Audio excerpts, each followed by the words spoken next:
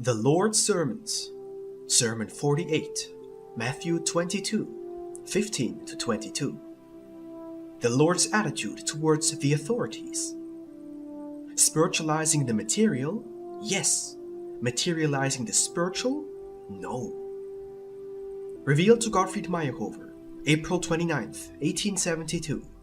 Spoken by Pascal.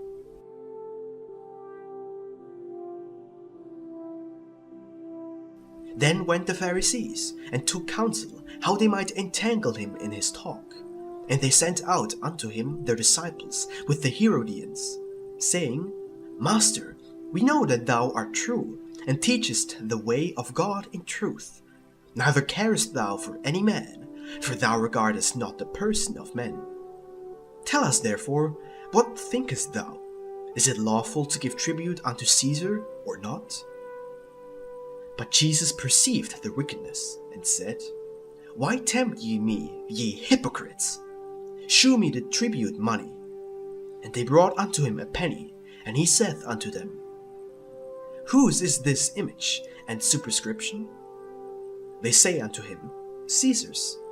Then saith he unto them, Render therefore unto Caesar the things which are Caesar's, and unto God the things that are God's. When they had heard these words, they marveled, and left him, and went their way. Thus says the Lord. This chapter contains a number of parables which I gave to the Pharisees and scribes in order to obviate all their objections in the best possible way. The above verses deal with one of those pitfalls the Pharisees used to set for me, hoping to be able to hand me over to the authorities if I gave an unwary answer. The Romans, as their rulers, were only concerned with their own supremacy in the land of the Jews, and were quite indifferent to the Jewish religion and its reformers, be they prophets or preachers, like my predecessor John, or the expected Messiah as represented by me. So long as any innovations concerned only the domain of religion and did not reach into the political field. Therefore, the Pharisees were anxious to find a question where, if answered conscientiously, I could not possibly evade politics. So the Pharisees sent their followers to me, together with some servants of Herod, with the ambiguous question, Is it lawful to give tribute unto Caesar or not? They had assumed that my answer would be that the offering to the temple came first, and the tribute to the emperor was an unjust burden forced upon them by the might of the sword. Through such an answer, they would have had the most conclusive evidence that I misled the people with bad interpretations, making them hostile to the government, and they believed thus to be able to involve me with the authorities.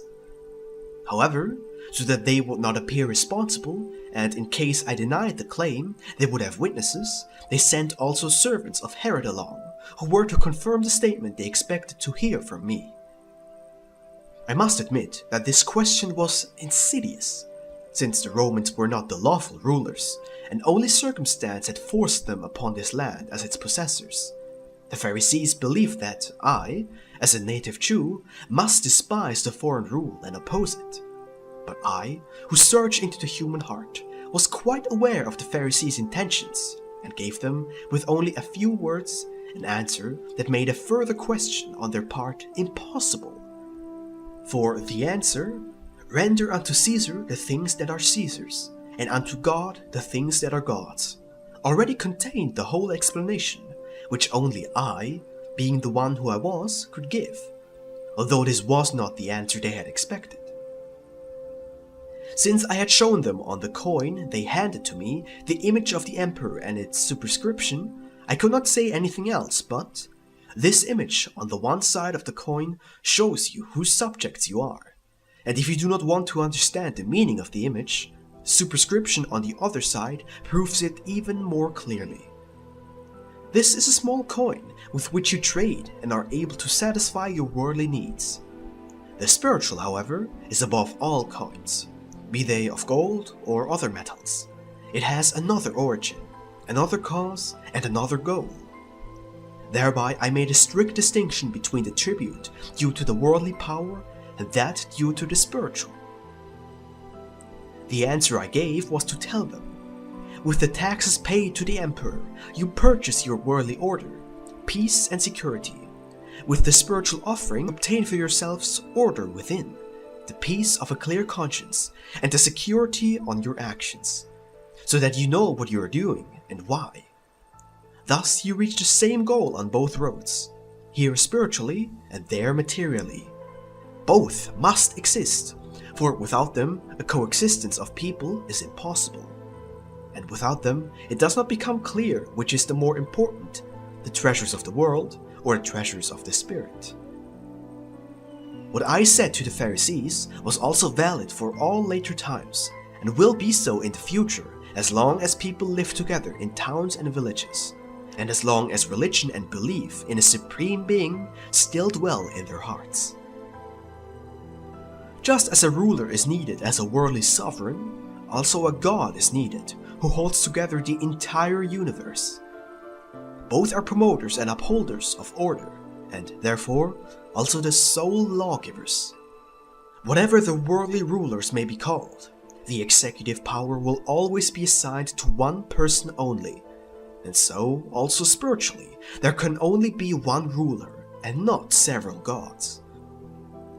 There have, of course, always been sovereigns who misused their power and others who would not accept any power above them, just as there have been individuals and nations who were not satisfied with one god, but created for themselves a multitude of gods and goddesses to enable them to follow their worldly passions comfortably. But also in such a case, every action was sanctioned through divine decree. Thus there were, and still are, people who want no ruler, no god, except their own self.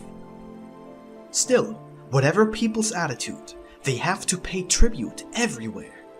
If they want to be respected in their worldly life, they have to give the worldly ruler part of their earnings, and to the spiritual ruler, God, they have to sacrifice all worldly passions if they want to reach the goal he has set them. Everywhere punishment threatens if payment is not made. Here worldly, there spiritual.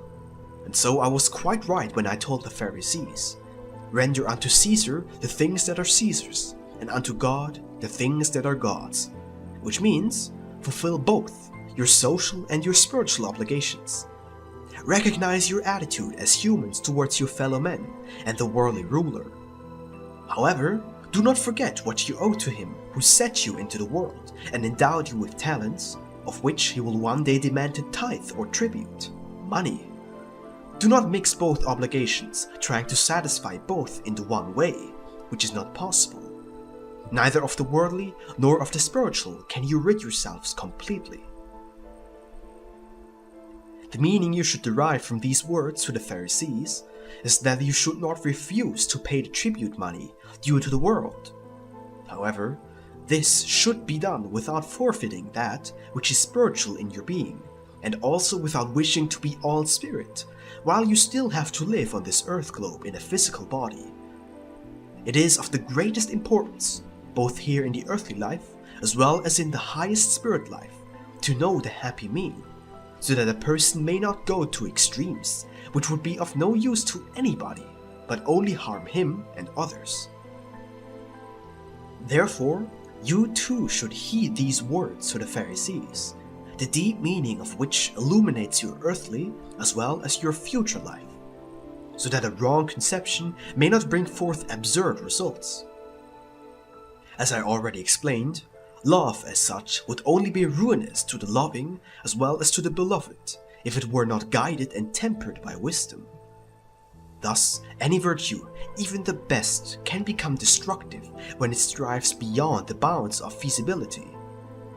Do not ever forget in your earthly life to give the world what it is entitled to demand of you.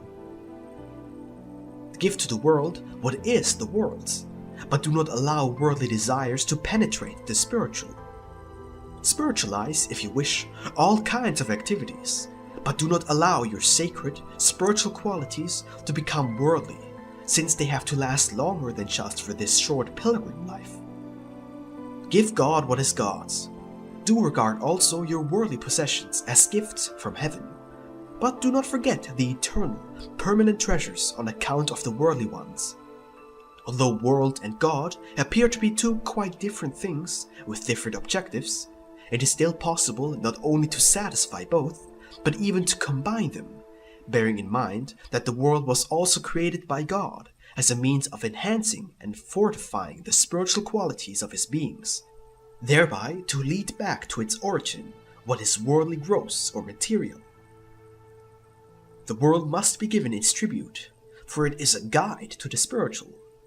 As light is only appreciated when darkness is known, so the everlasting will be valued much more when one is familiar with the perishable, the world.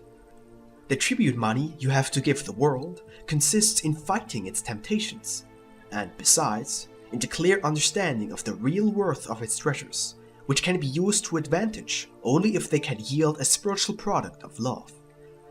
And the material tribute to the emperor enables his subject to perform his work in peace, thereby providing for his own and his family's welfare. Thus, the judge looks after the common welfare and the citizen after his own. Therefore, temporal life is only the foundation for a higher structure, commenced on the rough stones of material reality, and to be completed in the ultimate spiritual light elements of another, higher world. In order to reach the higher life, the worldly tribute money must flow abundantly, so that it may achieve a lot of good and sublime spiritually. In this way, that which is the emperor's and that which is God's can be combined.